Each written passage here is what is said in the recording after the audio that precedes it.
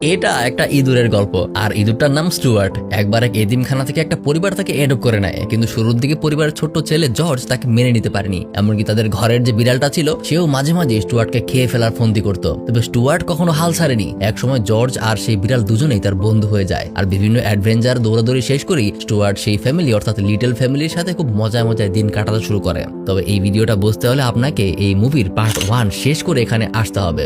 আশা করি আপনি সেটা অলরেডি করে ফেলেছেন, আর না দেখে থাকলে চ্যানেলেই আছে, দেখে ফেলুন, তারপর গিয়ে এই ভিডিওটা দেখুন, তাহলেই সবচেয়ে ভালো বুঝতে পারবেন।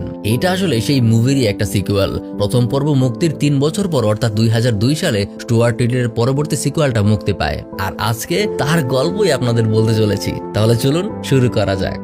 লিটল পরিবারে এখন একজন নতুন সদস্য এসেছে। জর্জের এখন একটা 2 বছরের ছোট বোনও আছে। সব মিলে তাদের ফ্যামিলি খুব সুন্দর সময় কাটাচ্ছে।